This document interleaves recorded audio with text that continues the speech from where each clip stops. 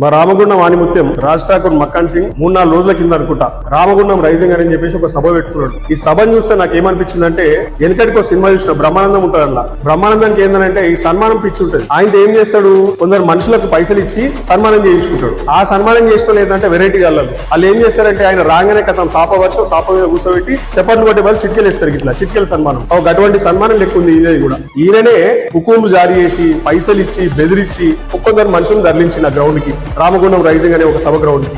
ఆయన దానికి వచ్చిన మాట్లాడుతూ ఉంటే సగం కంటే కోసం కుర్చీలు ఖాళీగా పడైనాయి. ఆడ ఏం మాట్లాడతాడు, ఏ విధంగా ఇలా రామగుండం రైజింగ్ ఉంది మక్కన్ సింగ్ గారు నాకు చెప్పండి ఒక మాట.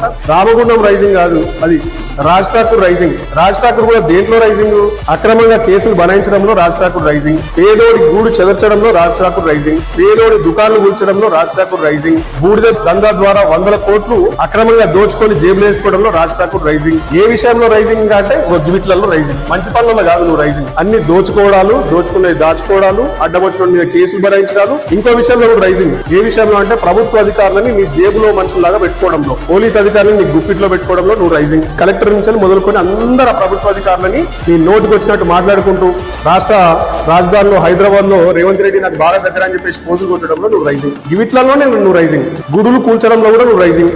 రామగుండం రైజింగ్ ఎక్కడ కనబడతలేదు. ఏడ చూసినా కానీ ఒక బొందలగడ్డలా కనిపిస్తున్న ఊరంతా. ఏడ చూసినా కూల్చివేతలే. ఏం చేసినావో నాకైతే అర్థమైతలేదు. 2 ఏళ్లలో ఇచ్చినటువంటి హామీల అమలుకైతే దిక్కు లేదు. ఇందిరమ్మ ఇల్లు ఇచ్చింది లేదు, 900 కోట్ల నిధులు తెచ్చినావు డిఎంఎఫ్కి, దానికి దిక్కు లేదు. దాని మీద శ్వేతపత్రం విడుదల దానికి దిక్కు లేదు. ఆర్ఎఫ్సిఎల్ బాధితులకి న్యాయం చేయడంలో నువ్వు విఫలమైనవు. ఇలా ఎవరికి ఏ ఒక్క వర్గాన్ని ప్రజలకైనా నువ్వేమైనా చేసినవా రాజ్ ఠాకూర్? నాకు ఒక మాట చెప్పు. మరి ఎందుకు ఆ సంబరాలు? రామగుండం రైజింగ్ అని పేరు చెప్పుకొని ఇప్పుడే తొందర ఏముంది? 2 ఏళ్లలో నువ్వు ఏం వచ్చినావు అని చెప్పేసి రామగుండం రైజింగ్ సభ పెట్టుకున్నావు. 800 మెగావాట్ల పవర్ ప్లాంట్ తీసుకొచ్చిన సంకల్పించుకుంటున్నావు కదా.